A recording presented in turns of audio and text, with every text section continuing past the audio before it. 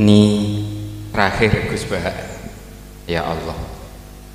Kalau yang Gus Yasin dari sisi kenegaraan, Gus Iit dari sisi ilmiah, Gus Bah dari sisi humaniora,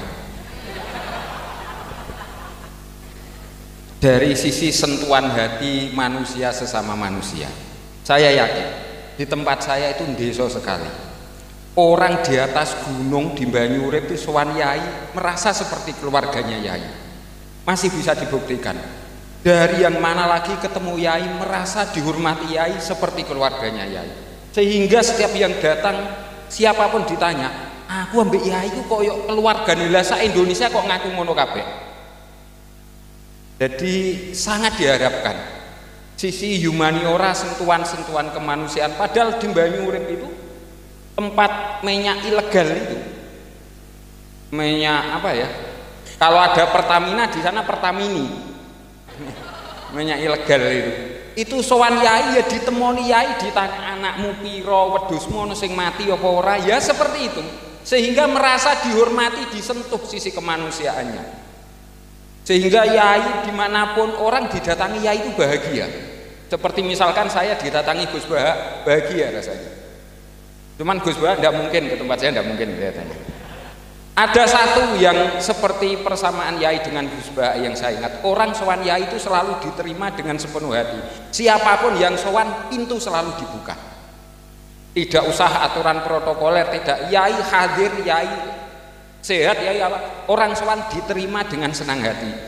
Ini maziyah, keistimewaan yang sangat tidak dimiliki oleh Gus Bah. Sepakat ya?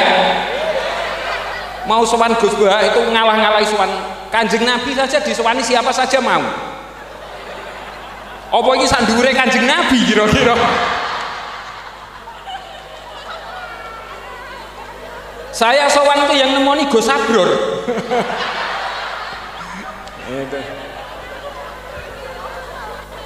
Wah, nanti kalau saya kepanjangan malah saya yang ngomong ini. Tidak pantas saya. Monggo Gus, sisi humaniora yai, orang selalu mengharapkan kehadiran yai sebagaimana mengharapkan kehadiran beliau. Kita menghadirkan yai di hati kita. Kita menghadirkan Gus Bah di HP kita. Itu. Monggo Gus.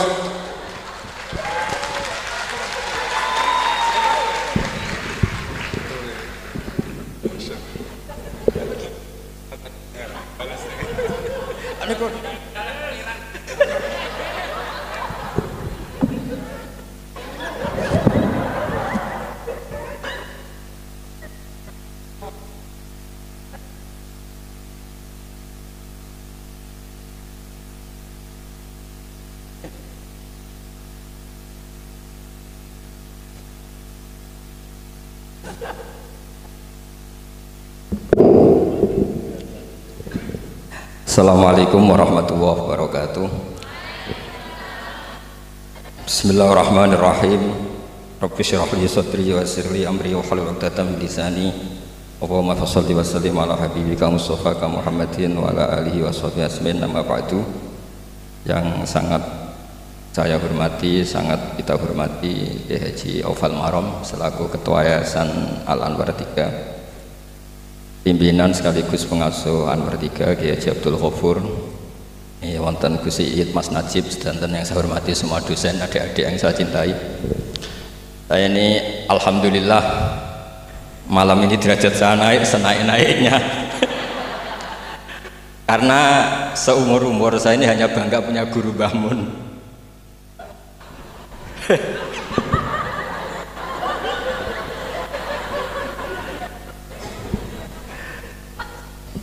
Tapi malam ini punya guru baru. Nah, ini sekaligus Pak dicatat oleh Ketua Yayasan Gus Aufal tadi, Pak Amin mengaku saya muridnya. Ini satu kezaliman.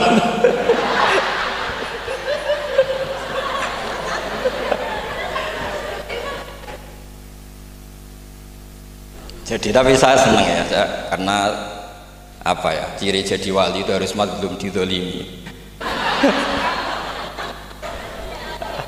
Jadi saya pastikan tidak balas lah, karena beliau ngangkat derajat saya. Saya tadi pertama bilang murid saya Gus Batu, saya senang sekali, seseneng-senengnya. Karena baru ini malam tersial saya. Saya dulu masih ingat ketika Gus Najih di Mekah terkenal alim alamah karena ngarang kitab. Gus Gofur tahun pertama Mbah Mun muji-muji karena mumtaz di Al Azhar. Jadi beliau-beliau ini heboh karena karir akademiknya. Kalau Gus Amin karena ngelepas kambing di musola.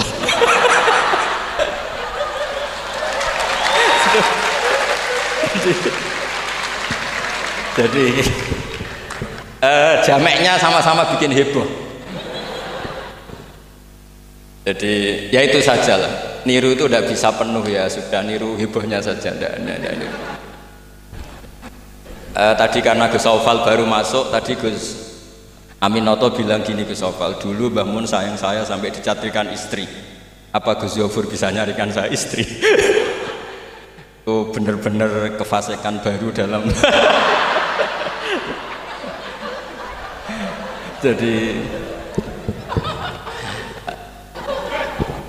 Jadi kita rileks saja karena ini apa ya, guyon itu bagian dari ibadah kelas tinggi. Ya ini betul, saya dulu mengkaji sama Gus Gofur seperti beliau tadi cerita. Di antara kegiatan beliau kalau malam belajar usul fikih, kita belajar bareng-bareng. Di antara pendapat usul fikih yang menyenangkan kita itu adalah mubah itu wajib. Dan itu saya kenang betul. Isma min mubahin ila wa yatahaqqaqu bihi tarku haramimma. Ayatahaqqaqu bisukun tarkul qati wa bisukut tarkul qadar. Itu pasti Pak Amin tidak bisa. Hafal sebanyak ini tidak bisa. Jadi dia itu pelarian karena ngapalkan nggak bisa, ya sudah gojlok saya. Tapi ya tetap tidak level lah, kira-kira gitu. Tidak level, jadi nggak level. Artinya begini ya, malam ini kita guyon nikmati suasana seperti ini dengan Gus Gofur, dengan Gus Aufal. Malam ini artinya kita ada dugem. Malam ini kita ada zina, ada dugem, tidak melihat hal yang maksiat. Jadi mubah itu tarkul haram. Tarkul haram wajib, meninggalkan haram itu wajib. Berarti fi'lul mubah juga wajib. Tapi mubah loh ya, bukan lepas kambing di musola. Kalau itu tidak wajib ya tidak mubah, haram. Tapi di pondok ada adat, kalau yang melakukan itu Gus itu makfu. Jadi kalau di bab najis ya najis makfu lah, itu kira-kira. Artinya khazanah kita cukup untuk menganalisis itu. Saya memang di antara murid yang sering mengkaji Mbah Mun secara fikih. Saya pernah bilang di rumah dinasnya Gus Yasin, bagaimana beliau tadi menyinggung, ketika Gus Yasin diduetkan dengan Pak Ganjar, ini menjadi fikih abadi bahwa ada fikih besar, yaitu ulama tidak ada tradisi atau tidak boleh ada tradisi berhadapan-hadapan dengan umarok. Kita sama-sama berduet untuk kelangsungan bangsa ini secara damai dan bermartabat. Jadi nggak penting menurut saya Gus Yasin wakil gubernur, apa Gus Yasin ketua DPR dulu, Kak Kamil ketua DPR, Gus Kamil. Yang menjadi penting bagi kita adalah fikih ini akan abadi. Itu juga ketika Gus Gofur sekolah sampai doktor, bahwa ulama sealim Mbah Mun, putra Mbah Zubair tidak anti dunia kampus. Sehingga Gus Gofur sekolah ya sampai doktor. Juga beliau tidak anti khusyuk, tadi kata Gus Iid, khusyuk yang dimaksud Yai bukan terus khusyuk. Karena Yai sering menghentikan manis zada khusyuan zada jalan, terus ada orang kayak Gus Amin, dia nggak khusyuk supaya nggak dikatakan bodoh. Itu memang cara beliau melawan makalah itu. Kalau beliau khusyuk kan nanti zada apa? Jalan, maka pura-pura ada khusyuk, selain itu fakta terus ya sudah jadinya seperti itu. Saya itu sering meneliti fikihnya Mbah Mun, mulai yang tadi. Kita masih ingat ketika Yai mau ketemu Bu Mega ketika mau haji. Yai tindak Jumat, ketemu Bu Mega itu Sabtu, beliau terbang Ahad. Di antara yang dihentikan ke santri-santri, kira-kira gini maknanya, besok saya ketemu Ibu Mega dan ini bagus supaya Indonesia damai karena ulama dan umaroknya. Ini satu kombinasi antara nasionalis dan religius. Beliau itu paling menghindari kalau Indonesia chaos, kemudian ada dosa yakulu ba'dum ba'do. Kalau chaos itu mungkin potensinya saling bunuh, saling apa. Sehingga ketika melihat Mbah Mun ketemu Mega itu pikiran pertama saya adalah sabut bima, jangan sampai terjadi. Karena biatan pertama Al-Quran adalah wa idh akhadna mitsaqakum la tasfikuna dima'akum. Dan itu beliau melakukan itu dengan cara yang sangat elegan. Ketemu orang yang benar-benar jadi aktor di Indonesia. Siapa yang nggak ngerti Mbah Mun aktor penting dalam perjalanan agama di Indonesia. Mega sebagai simbol nasional. Beliau dengan besar hati ketemu, dan itu kita membaca fikih sebagai bentuk hiknan lidima'il muslimin, upaya supaya Indonesia itu damai baik-baik saja. Saya tentu belajar banyak dari Gus Zofur ketika menafsirkan kenapa Al-Barjanji itu menjadi mujad. Kata Gus Zofur, padahal karangan Al-Barjanji itu tidak besar-besar kayak Sayyid Zabidi yang ngarang. Karena ketika negara lain bingung, ya, kata beliau bingung menemukan format Islam, masih perang, mencari bentuk ini Sunni atau apa, ribet perang. Indonesia itu terbangan. Betapa indahnya Indonesia, serasa perang, terbangan. Ya ini gejolak-gejolokan, ya rileks santai. Sampai saya tidak tahu ini kiai dari mana. Makanya ini sekaligus untuk mahasiswa baru, cerminan dosen Anda ya, mulai yang waras kayak Gus Zofur sampai yang kewarasannya kita tidak tahu tapi ya waras. Itu tadi Gus Zofur menambahkan Aminoto Setio Garwo. Saya tidak tahu itu tambahnya Gus Zofur apa ada di aktenya, nggak tahu saya. Tapi saya kenal Gus Amin itu lama sekali. Jadi saya tidak perlu cerita kalau beliau pernah ngaji saya karena nanti kasihan. Saya tidak perlu cerita itu karena saksinya lebih banyak beliau ngaji saya ketimbang saya ngaji beliau. Tapi itu cara beliau punya harga diri, ya monggo itu saya terima dengan lapang dada.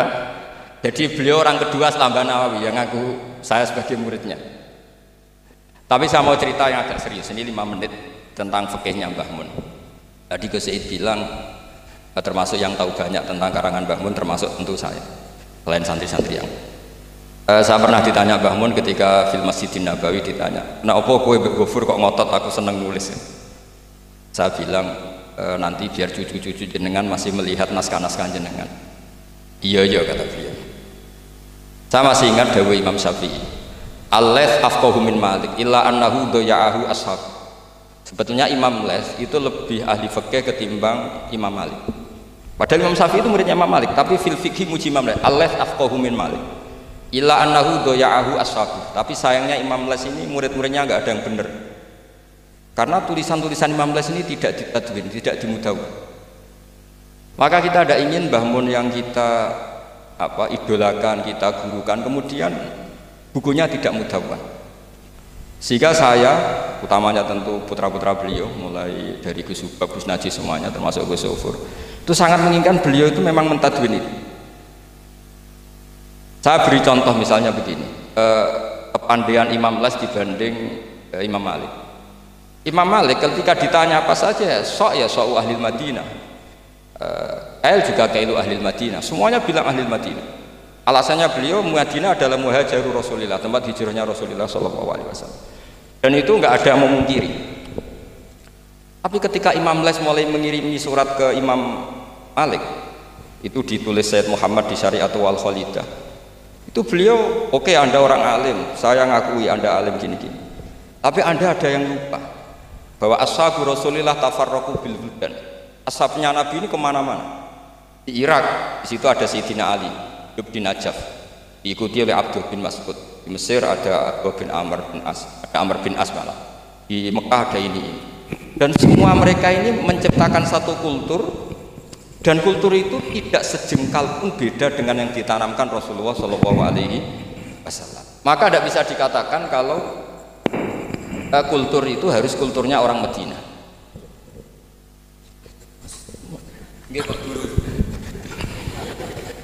Ini naik pangkat ini, seorang guru melayani muridnya. Ini juga cara beliau untuk mengalahkan saya di dunia wali. Jadi makanya pura-pura tawadhu.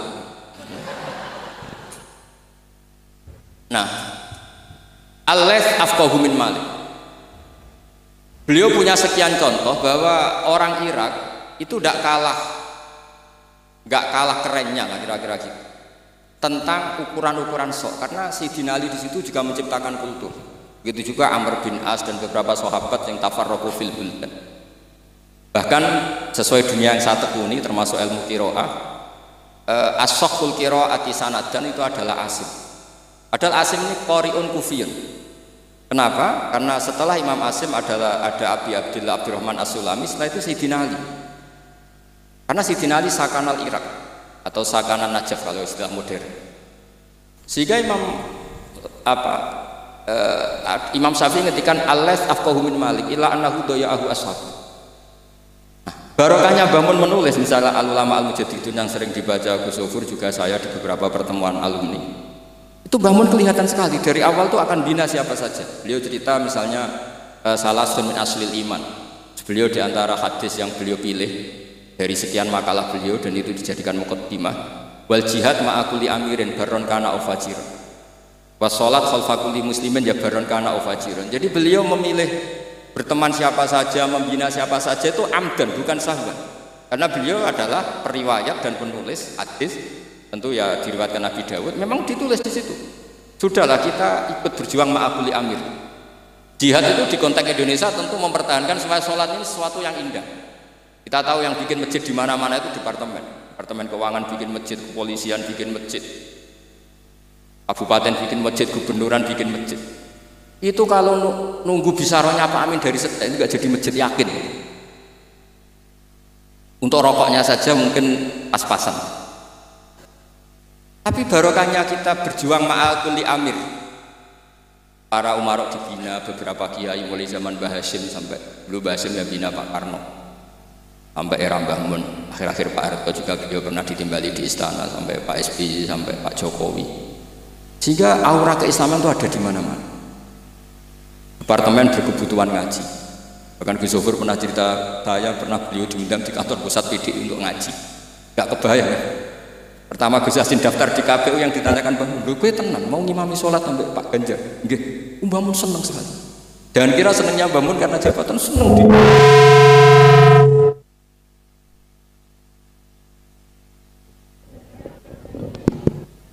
Jadi Mbah Mun ketika Gus Yassin cerita sholat tadi itu senang sekali.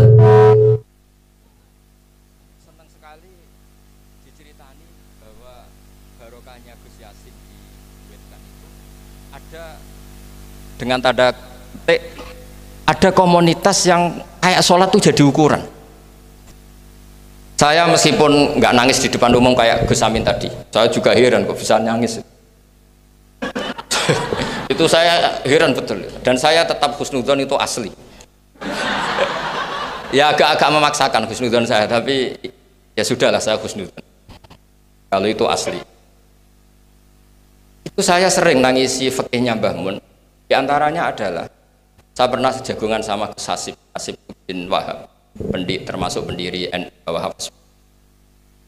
Saya cerita prestasi Mbah Hasyim, Gus Wahab, Bisri Sansuri, juga beberapa kiai Ahmad Siddiq, Wali Maksum, sampai cerita Mbah bahwa para kiai ini berhasil menciptakan satu entitas agama menjadi tolok ukur. Jadi barokahnya mereka berjuang secara tadrijan, secara gradualisme, secara proses. Sekarang itu calon bupati kok tidak sholat, itu tidak keren dan tidak dipilih. Gubernur kok terkenal nggak sholat, itu pasti nggak dipilih. Artinya kiai-kiai ini berhasil, bahkan nilai-nilai politik pun harus bersama nilai-nilai apa? Agama. Pejabat kok ketahuan selingkuh itu habis. Artinya nilai-nilai yang menurut agama mungkar, satu hal yang buruk, itu juga buruk di perspektif politik Indonesia.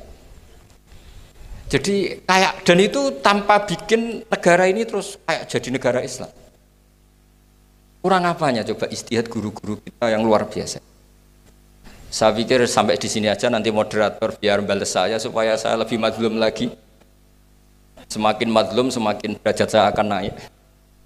Dan monggo Gus Amin kalau mau memadlumi saya persilahkan, karena saya ini kan sudah terlalu kuat lah, kayaknya agak ngefek.